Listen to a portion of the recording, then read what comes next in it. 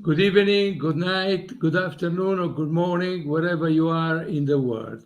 You have just seen the mighty Niarco, bred and owned by Senatore Federico Tesio and Marchese Mario Inciso della Rocchetta, winning the Grand Prix de Paris at Longchamp in 1938. Nearco, unbeaten, went to stud, and his progeny changed completely the world of thoroughbred. I have to say that nowadays, all over the planet, wherever there are horse racing, the thoroughbred, over 90% of the thoroughbred carry Nearco's blood, which is, I think, a phenomenal achievement. Today, for the program, we have connected from Ireland directly Michael Fitzsimons, who is the executive director of wagering products at Hong Kong Jockey Club. That means that he is the person in charge for betting, horse racing, and sports in Hong Kong. Michael, welcome to the program. Hey, Carlo. Thank you for having me. Right, it's a great pleasure. I would like to start because I read the result of betting turnover in Hong Kong. Sorry, the result of betting turnover in Hong Kong in the fiscal year 2023-2024. I have to say that these figures are unbelievable, because the betting turnover for horse racing was 134.7 billion Hong Kong dollars, and that means over 17 billion US dollars. And commingling only 28.8 billion Hong Kong dollars, over $3.5 billion. These are unbelievable figures. How is possible that betting? And then I don't know the figures for sports. Yes, well, football would be even bigger still. We're a very lucky situation. The Hong Kong Jockey Club is a unique model that only really exists and only could really exist in Hong Kong. We are the single license operator, but we divert all our profits back to charity. So we have a mandate in Hong Kong that we are the only license holder, but when we make money and pay our costs, we divert back to charity, and we're the biggest taxpayer in Hong Kong. And this year, I think we're going to give around 10 billion to charity, even after paying tax at a rate of 75%. So it's all for good causes, and that's the social contract that we have in Hong Kong. The people are happy that we're the single license operator, but at the same time, it means that we generate a huge amount of profits for good cause. This is phenomenal. Let's go deeper into this Hong Kong totalizator. Towards the end of the 90s, the beginning of 2000, I was a consultant for the European Association of Pari-Mutuel. So I know a lot about totalizator. At that time, you know, the commingling of pools betting was in its childhood. Then it's continuing to improve. And then also I had the great pleasure and the honor to have a close friendship with a great guy, Professor Richard Thalheimer from Kentucky. He used to teach at the Louisville University. He was a genius about these matters, and he taught me a lot of things. And I learned that a totalizator to work has to be based on 5 pillars. The machine, let's say, the machine, the tote, the television, the race courses must be owned by one company or by parental company. The takeout must be optimized to satisfy everybody, horsemen, the company running the tote, the government, and so on. The pool has to be as big as possible to create the churn. The proportion between simple bets where one horse is included and exotic where more than one horse are included must be exact. And finally, the cost of distribution of the product must be as lower as possible. Otherwise, a totalizer cannot work. And as far, according to what you say, in Hong Kong, you have a perfect situation because the Hong Kong Jockey Club owns the racetrack, owns the machinery, owns the distribution, well, it distributes the program. So it's perfect. What sort of average takeout you have on horse racing? So you're absolutely right. We're very lucky that we are not only the wagering operator, but we are also the racing authority. We run races. We do the controlling on the dope. But not only that, the jockeys are screened by us. The trainers are licensed by us, and then we review every single race in detail. So not only do we have the pillars of a successful parimutuel, but we also control it so that with Hong Kong the integrity is very high. You can be sure that every race is thoroughly reviewed and every horse is thoroughly checked before a race, not only for animal welfare, but for the integrity of the racing. And that's why we have such big pools, is because the trust in our product is globalized and people know that they're getting a fair bet. To answer your question, the average takeout comes at about 18%. It's 17 and a half. On average, a blended average, yeah. It's 17 and a half for the simple bets. Sorry if I interrupt you. Can you guess the average takeout on the Italian tote, which doesn't work? I couldn't guess. No, sorry. Over 34.5%. Yeah. Carry on. And that's the issue that parimutuel operators have around the world. We work closely with WOTA, the World Tote Association, to help bring information to both racetracks, racing authorities, and governments around the world that there is an elasticity with pricing above a certain amount, that it becomes unhealthy. It damages the product. And likewise with professionals, there's a certain amount of professional money which is good, but above a certain amount it can be damaging. So it's something that operators and regulators around the world really do need these forums to explain and to find out the best way of managing the product. Yes, you said something very important, the elasticity of the product. Yeah. I learned that the demand of betting is elastic, and the elasticity index is a negative one. So more you increase the takeout and the turnover going down, up to a certain limit, of course. So if you don't balance the takeout in a proper way, you kill the business, in other words. Anyway, and we see this around the world. It becomes secular because the parimutuel is based on liquidity. So as soon as you create a product that goes into a downward spiral, it can be a big weakness of the parimutuel product, as well with the proliferation of races and operators. So as you have more and more fixed odds companies, as you have more and more races, the pool depth becomes smaller. And when you have a smaller pool depth, obviously that means less stability in pricing as well. So we have this, you can have around the world, you can have this knock-on effect. And we're very lucky in Hong Kong that we only have 88 race meetings a year. We obviously have overseas racing as well, but we only really have 88 meetings a year, and we have one operator in a pretty wealthy, well-populated area. So we have all the right ingredients, but when you get to the smaller tracks, it is important that we unite the world and create liquidity globally on each race, as opposed to splitting liquidity and splitting pools around the world. Now we have a break, but we will come back very soon. Don't go away, stay with us.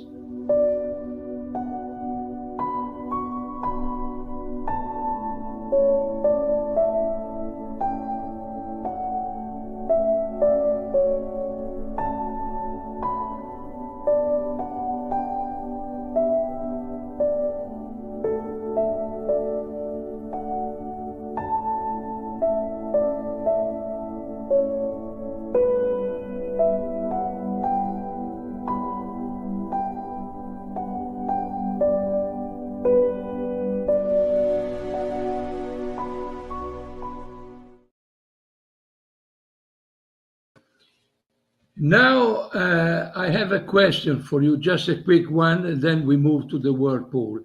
You run also sports betting. And I have seen in your CV that you work as a trader, you work also, which is very interesting, you work as for Cantor Fitzgerald.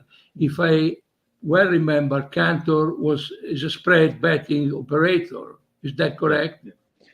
Cantor had spread betting on both sports and financial products. Yeah. I had an account with SpreadX, which is not Cantor, a few years ago, but now I'm not allowed, as an Italian citizen, I'm not allowed anymore to have an account.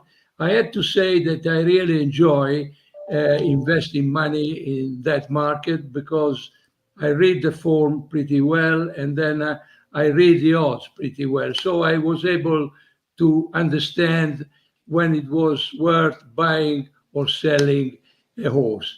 And then, of course, they closed me the account because I'm not allowed to do that. In Hong Kong, the fixed odds market for sports, at what percentage you work? What sort of all around you have for sports? Obviously, it's a blended product, but we win around 13% a year, 1-3. 1-3, what is that? What is that 1-3? A percentage, as that's our hold on football, on sports. No, when you is the profit which you have 13% of the turnover. Yeah, so it's 13% of about 150 billion turnover. So we make about 21 billion on football. That's unbelievable. No, I was saying when you produce the odds for a football match, home, away, and draw, what sort of overround do you have? Oh, for the home away draw, it would be between 8 and 8.5%, 9%. Okay, let's move to the whirlpool, which was a great idea of your boss, if I'm not wrong. That's correct. Mr. Winfried, Professor Winfried Engelbrecht Brecht. Am I right, Professor? And also Order of the Rising Sun in Japan very recently. So we're all very proud of him. Yes. Okay. Anyway, but let me explain very briefly how the commingling of pool bet, and then we will move to the whirlpool. In the commingling bet, there is a host, let's say Ascot Racecourse tomorrow, and there are several guests all over the world. The guests, usually they pay a commission for betting right and for television signal, let's say to Ascot about 5%. And then they retain the difference of the takeout. So if the takeout is 20%, they pay 5%, they retain 15%. Mm-hmm. In this case, I have to say, don't blame me, that Hong Kong idea was a little bit dictatorial, if you wish, because we have a guest, let's say Royal Ascot 2024, because the betting turnover was over 144 million pounds, which is a huge amount of money. I don't want to know the percentage that Hong Kong Jockey Club pay to Ascot, but let's say that is 5%. Then Hong Kong becomes the hub, collecting bets from all over the world, including the money staked on the tote at Ascot will go to Hong Kong. Yeah. And then, of course, the price will be the same for everybody. Ascot has a great advantage because let's say that if the turnover was about 150 million, they got nearly 7.5 million. And all the various guests connected to Hong Kong, you give them some money.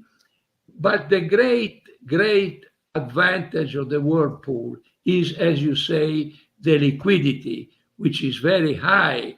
So the prices are very fair, and in the UK, they compete with the bookmakers. Mm-hmm.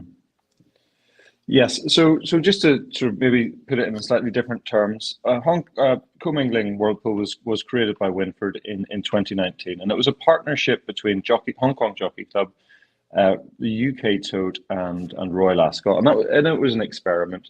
The UK Tote would bet into our pool when we bet on Ascot.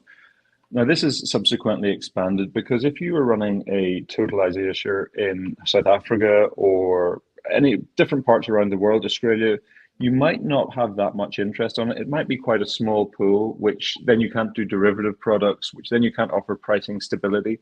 So when we join all the pools together, it's a bit like the Euro Millions. We have big, deep liquid pools. Now that's good for all the operators who join the pool, but it's also good for Ascot because now Ascot has a product that is going out globally, and in each individual territory they can now sell the big deep liquid pools. So it's good for and subsequently Ascot get a bigger return on payment. So it's good for Ascot, it's good for or any whirlpool venue. It's good for all the operators, and ultimately it's good for the customers because they have better pricing, more stable pricing, and they can bet with confidence.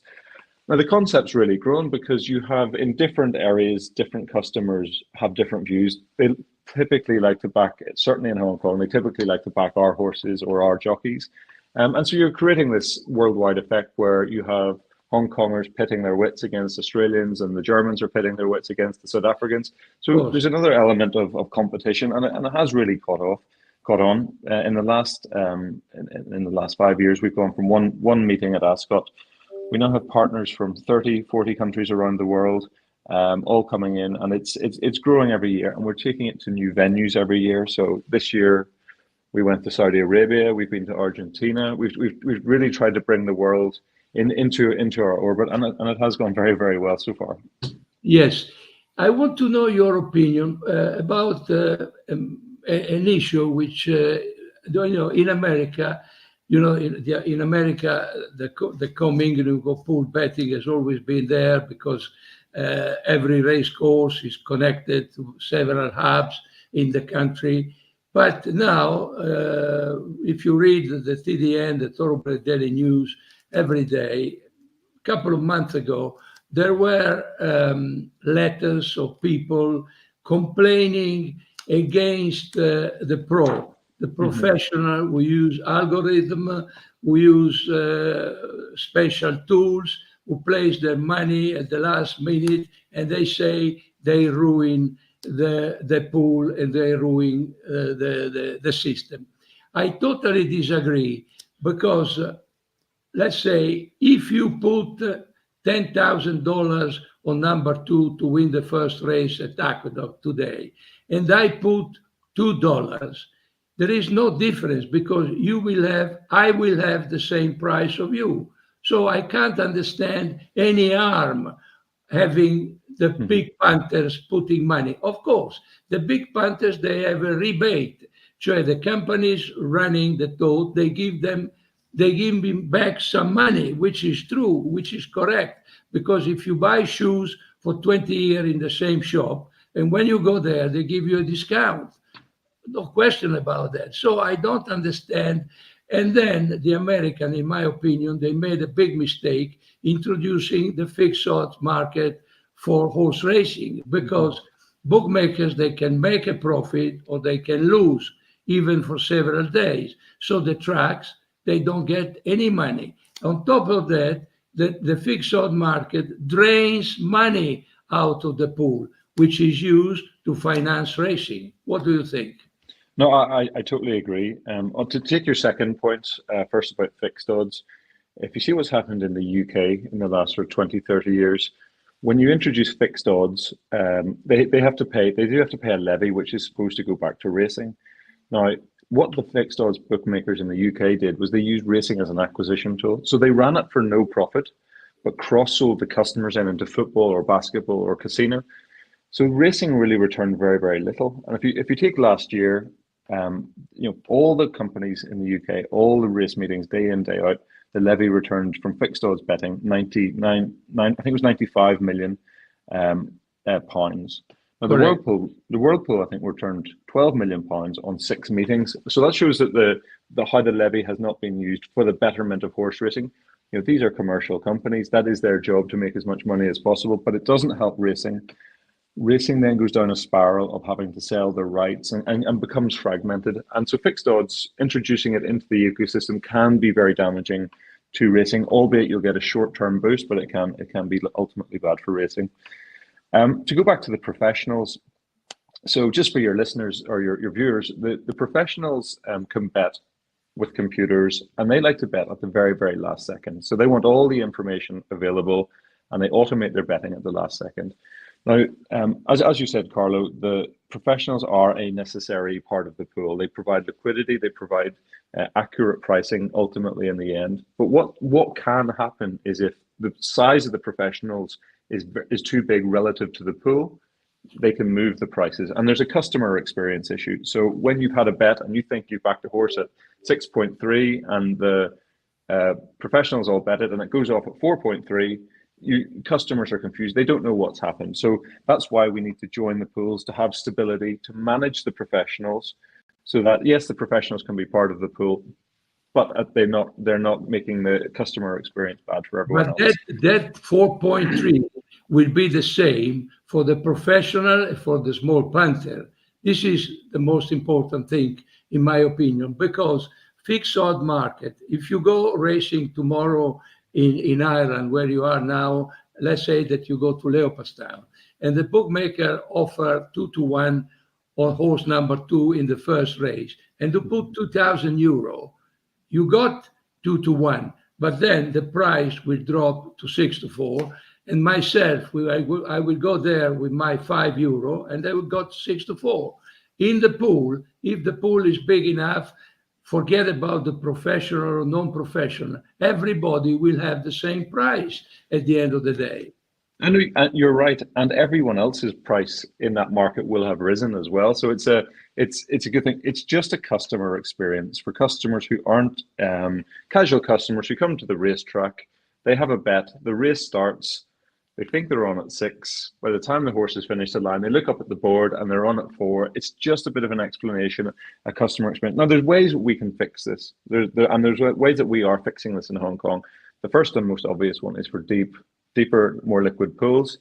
The second is manage the professionals. So they shouldn't really become dominant in a pool, which they can't be in bigger pools like Hong Kong. And then the last thing is the technology. So we're working very hard in Hong Kong and building bet-by-bet technology. We've recently launched a new platform, a new ledger, and a new transaction protocol, which means we'll be able to manage the professionals in a way that is good for the professionals, but it's ultimately good for the casual retail customer.